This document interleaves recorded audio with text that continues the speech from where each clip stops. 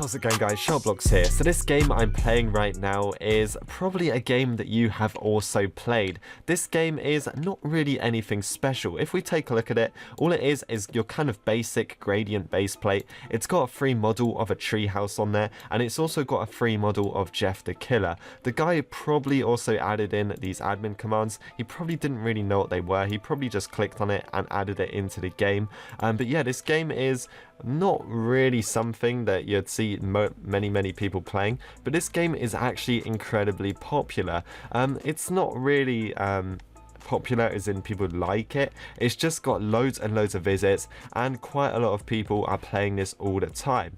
Now, the weird thing about this game is, as I said, it's not really anything special. It's literally just some kid that put Jeff the Killer in it. He put a treehouse on there. It's a few free models basically stuck on a base plate, but this game has had more views than pretty much anything I've ever put out on the internet. This game's got more plays than views I've got on my channel, probably all of my Roblox games added together. Literally everything added together I've put on the internet, this game has got more visits, and I was kind of like surprised. How did that even happen? How did a basic game like this get so many plays? And it's all these just random kids just joining it on their iPads, and the game is getting absolutely tons of views. Now, I'm not saying that's bad or anything. The creator is very lucky, I guess, and it's actually pretty cool. So we'll have a look at the creator's account, we will have a look at the game stats, and I'm going to prove to you guys you don't even have to make like an amazing game, and the chances are, if you do, like, you know, there's like thumbnail right, the description right, the title right, the chances are your game can get loads and loads of visits just like this.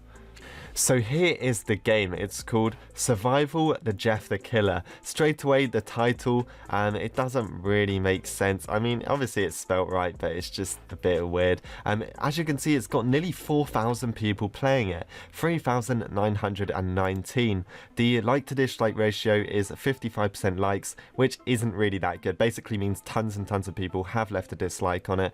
But yeah, the game is very strange. As you can see, the visits as well, 157 million plus visits. And the other thing with this game is, this game has not made any money at all. If you guys didn't know, with Roblox games, you used to get tickets every time someone would join your game. So like maybe back in 2013, each person that joins your game, you'd get one ticket, and you could actually exchange this for Robux. But when tickets got removed, that basically didn't become a thing anymore. So you have to add game passes to your game if you wish to make Robux off it. So keep in mind, the guy that made this and got all of these visits made absolutely nothing. He has got 0 Robux from putting his time and effort into a game. Now, the other strange thing is, this was last updated 1 year ago, and if we actually go onto the guy's account, we can see that he hasn't actually played Roblox for a year ago either. So what I think this is, it's probably some kid that was playing Roblox. He ended up developing a game. He's actually made quite a few games, but he probably didn't expect one of his games to absolutely blow up like this. I mean, a lot of kids do kind of, make games like this, but he probably had no idea his Jeff the Killer game was going to blow up like crazy. As you can see, his place visits over 150 million. Some developers that do this as their job don't even have this much visits, which is absolutely crazy. He's got quite a lot of games, to be fair, but he probably had no idea that his games are going to get this many plays. He probably doesn't even play Roblox anymore. He probably hasn't even checked and hasn't realized that his game absolutely blew up. So I was thinking, why do people keep on playing this? It's not really a game that you'd keep on coming back to. I mean, maybe a few people do, but it's just kind of nothing. It's just Jeff the Killer running around a base plate. If I was to jump into a game of this, I'd get bored of this in about 5 seconds. I mean, maybe kids find this fun, I don't know. But in this video, I just wanted to prove that you guys can make a game. It doesn't even have to be that good. If it's some horror game, you've got Jeff the Killer or something like that in the title, the chances are your game is just going to get over 1,000 plays anyway. People are going to type it in and find it, and everyone loves horror, I guess, so that is probably why this game blew up in the first place. So here is some proof of games kind of just blowing up, even though I've kind of done nothing with.